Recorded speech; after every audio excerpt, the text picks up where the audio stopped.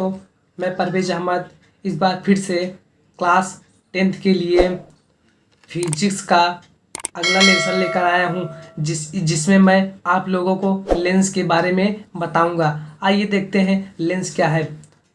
Lens, इन्हें English में lens बोलते हैं, हिंदी में भी लेंस, ऐसा पारदर्शी माध्यम जो दो गोली पृष्ठ यानी गोली की तरह गोली पृष्ठ या एक गोली तथा एक समतल पृष्ठ से घिरा हो उन्हें ही लेंस कहते हैं। जब दो गोली हो या एक गोली तथा एक समतल हो तो उन्हें ही लेंस कहते हैं। लेंस जो होते हैं वो दो प्रकार के होते हैं, एक होता है उत्तल लेंस और दूसरा अवतल लेंस। उत्तल लेंस यानी कॉन्वेक्स लेंस, देखते हैं कॉन्वेक्स लेंस क्या है। उत्तल लेंस बीच में मोटे तथा किनारों पर पतले होते हैं। देख रहे हैं ये फिगर आप देखिए, ये जो है बीच में मोटा है और किनारों की तरफ पतला है, इन्हें ही उत्तल लेंस बोलते हैं। उत्तल लेंस हो गया। उत्तल लेंस तीन प्रकार के होते हैं। पहला है उभयोत्तल या द्विउत्तल लेंस यानी द्विउत्तल, जिसके दोनों पृष्ठ उत्तल हों। जब दोनों पृष्ठ उत्तल हो तो उन्हें द्विउत्तल या उभयोत्तल कहते हैं। इन्हें इंग्लिश में कॉन्वेक्सो कॉन्वेक्स या बाई कॉन्वेक्स लेंस भी कहते हैं। यहाँ पर फिगर में देखिए आप, ये देख रहे हैं दोनों, ये इधर वाला भी लेंस उभरा हुआ है, इधर वाला भी उभरा हुआ है, यानी इधर भी उत्तल लेंस है, इधर भी। जब दोनों पृष्ठ उत्तल हो तो उन्हें उभयोत्तल लेंस कहते हैं। ठीक, अब दूसरा है अवतलोत्तल लेंस यानी कॉन्वेक्सो कॉन्वेक्स लेंस। देखते हैं क्या है, जिसका एक पृष्ठ अवतल तथा एक पृष्ठ उत्तल हो, यानी इनमें जो दो पृष्ठ होंगे उनमें एक पृष्ठ अवतल होगा और दूसरा पृष्ठ जो होगा वो उत्तल होगा। देख रहे हैं जैसे यहाँ पर फिगर में देखिए, ये वाला पृष्ठ जो देख रहे हैं आप अवतल वाला है और ये बाहर वाला जो है ये उत्तल लेंस है। ठीक, उसी प्रकार ये भी, ये दोनों एक ही है। ये इधर का है, ये जो अंदर वाला है तो ये हो गया अवतल लेंस और जो उभरा हुआ है ये हो गया उत्तल लेंस। अब तीसरा है समतलोत्तल लेंस यानी प्लेनो कॉन्वेक्स लेंस। क्या है? वह लेंस जिसका एक पृष्ठ समतल तथा एक पृष्ठ उत्तल हो, यानी एक पृष्ठ देख रहे हैं यहाँ पर समतल हो और दूसरा जो है उत्तल है, इन्हें ही समतलोत्तल लेंस कहते हैं। अब देखते हैं अवतल लेंस यानी कॉनकेव लेंस। क्या है?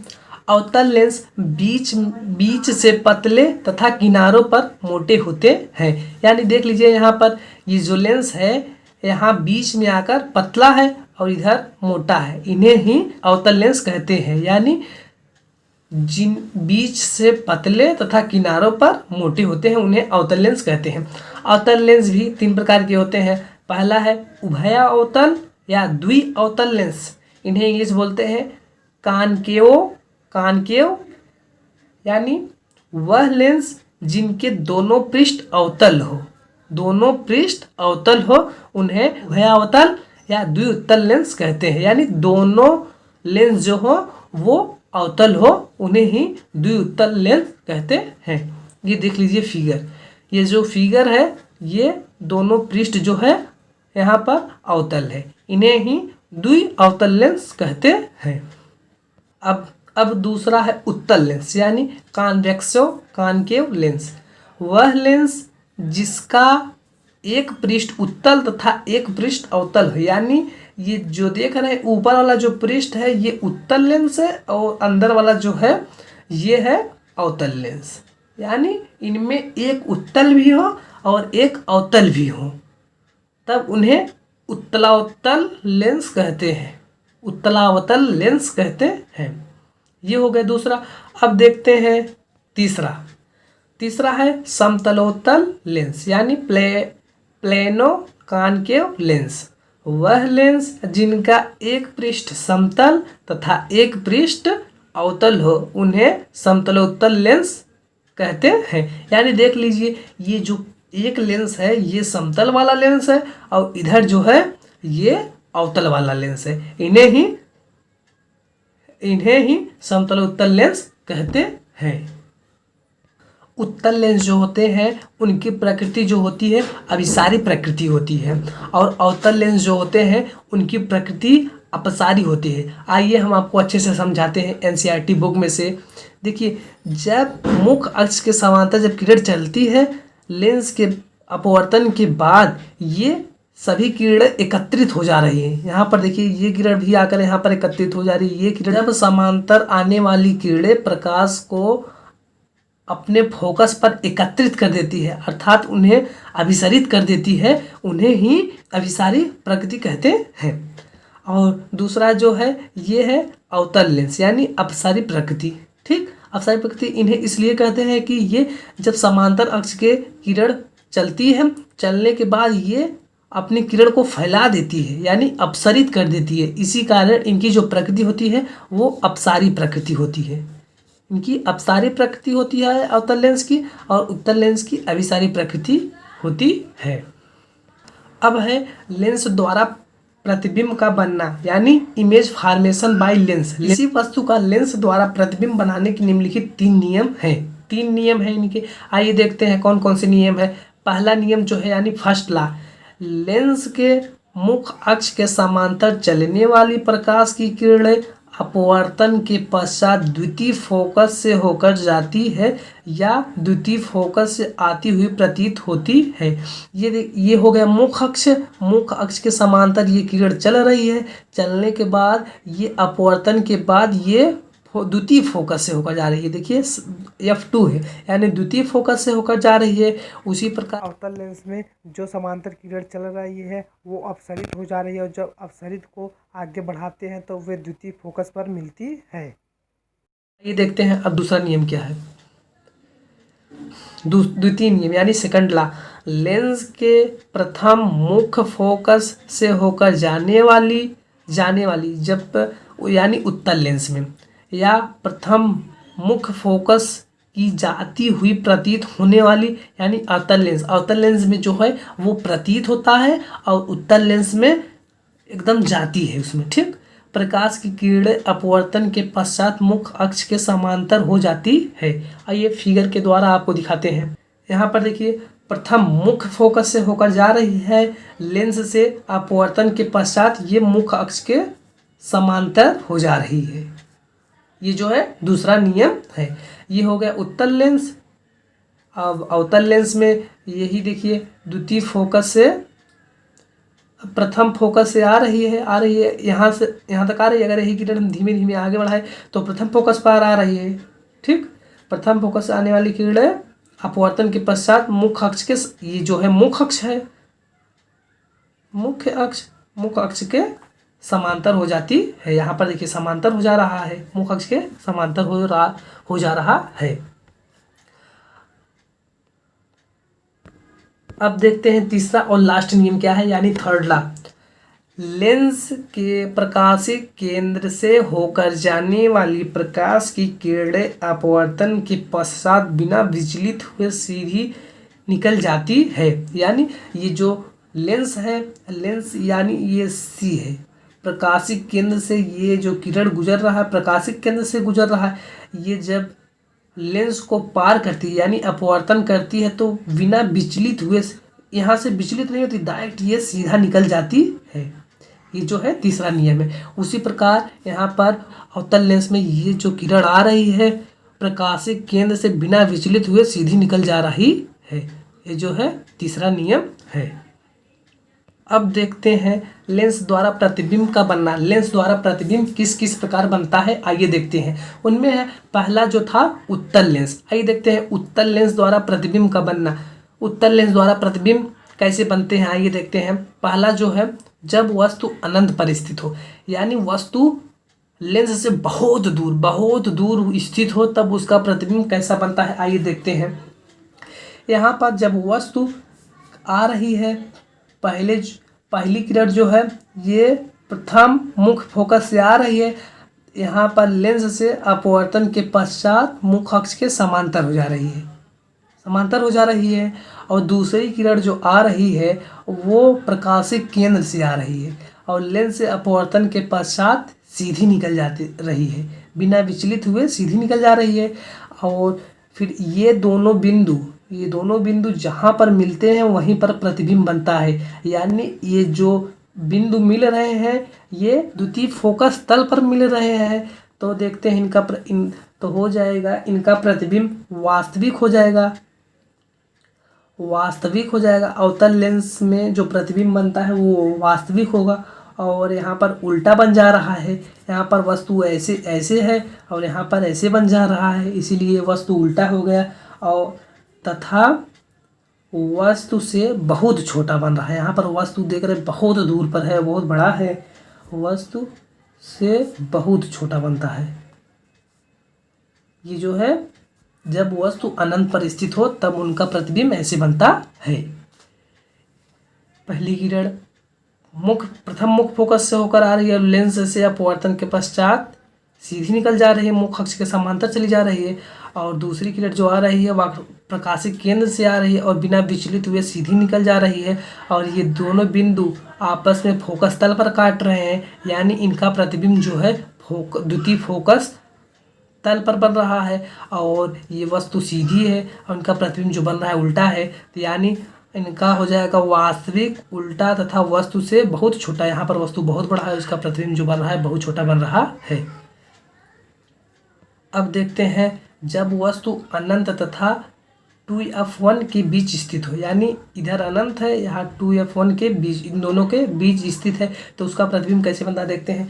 पहली किरण जो है मुख्य अक्ष के समांतर चल रही है। ये पहली किरण मुख्य अक्ष के समांतर चलने के बाद लेंस से अपवर्तन के पश्चात फोकस से होकर जाती है, फोकस से जा रही है, द्वितीय फोकस से होकर जा रही है, ठीक। और दूसरी किरण जो है वो प्रकाशिक केंद्र से जा रही है और अपवर्तन के पश्चात बिना विचलित हुए सीधी निकल जा रही है, ठीक।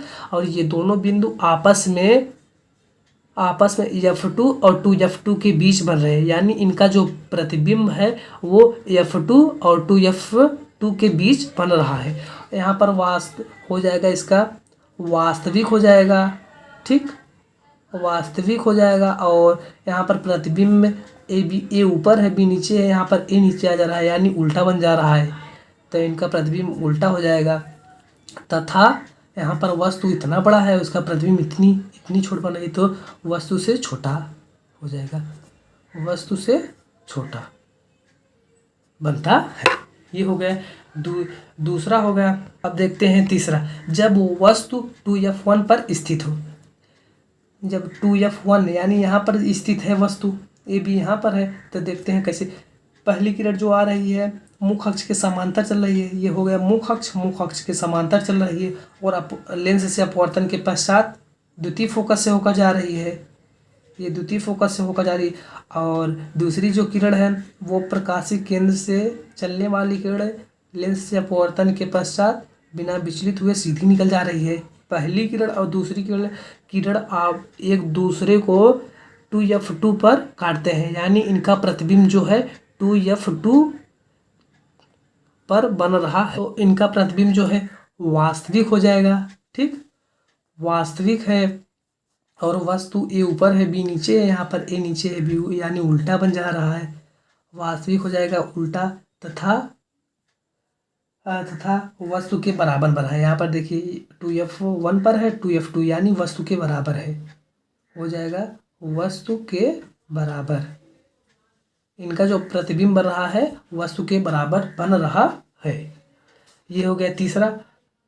देखते हैं चौथा क्या है, जब वस्तु 2f1 तथा f1 के बीच स्थित हो तो कैसे प्रतिबिंब बनेगा, यानी 2f1 और f1 इन दोनों के बीच में वस्तु स्थित हो तो उनका प्रतिबिंब कैसे बनता है देखते हैं। पहली किरण जो है मुख्य अक्ष के समांतर चल रही है और लेंस से अपवर्तन के पश्चात द्वितीय फोकस से होकर जा रही है। और दूसरी जो किरण है वो प्रकाशिक केंद्र से बिना विचलित हुए सीधी निकल जा रही। और ये दोनों किरण एक दूसरे को 2f2 तथा अनंत के बीच, यहाँ इधर है 2f2 हो गया और इधर अनंत के बीच काट रही हैं, ठीक। अनंत के बीच काट रहे हैं, तो इनका प्रतिबिंब हो जाएगा वास्तविक। ये वास्तविक बन रही है, वास्तविक हो गया। और ए ऊपर बी नीचे है, ए नीचे बी ऊपर है इसमें, यानी उल्टा हो गया। वास्तविक उल्टा तथा वस्तु से बड़ा बनता है। यहाँ पर देख रहे हैं वस्तु कितना कितना छोटा है, यहाँ पर प्रतिबिंब कितना बड़ा बना है, वस्तु से बड़ा बनता है। ये हो गया, चौथा हो गया। अब देखते हैं पांचवा, जब वस्तु प्रथम फोकस यानी F1 पर स्थित हो। जब वस्तु F1 पर स्थित है, ठीक, F1 पर स्थित है, पहली किरण जो चल रही है मुख्य अक्ष के समांतर, ये मुख्य अक्ष है, मुख्य अक्ष के समांतर चल रही है, लेंस से अपवर्तन के पश्चात द्वितीय फोकस से होकर जा रही है। और दूसरी किरण जो है प्रकाशिक केंद्र से जा रही है, लेंस से अपवर्तन के पश्चात बिना विचलित हुए सीधी निकल जा रही है।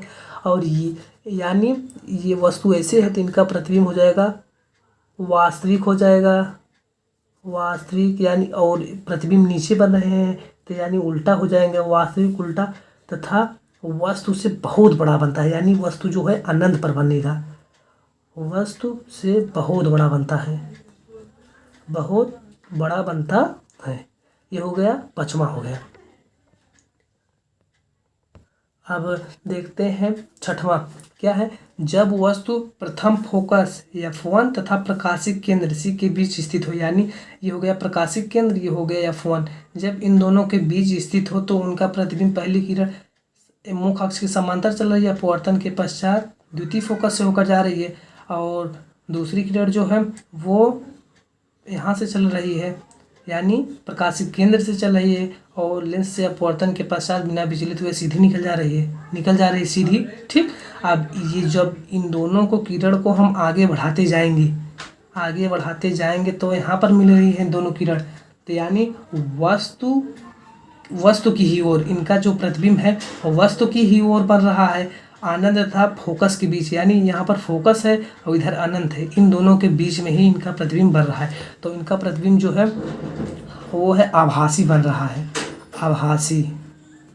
छठवां जो है उनका प्रतिबिंब आभासी बन रहा है, और सीधा बन रहा है। यहाँ पर देख रहे हैं ए ऊपर ही है, बी नीचे है, यहाँ पर भी ए ऊपर और बी नीचे है। अब इधर बन रहा है, मतलब वस्तु की ही तरफ बन रहा है तो आभासी हो जाएगा, और सीधा बन रहा है तथा वस्तु से बड़ा बनता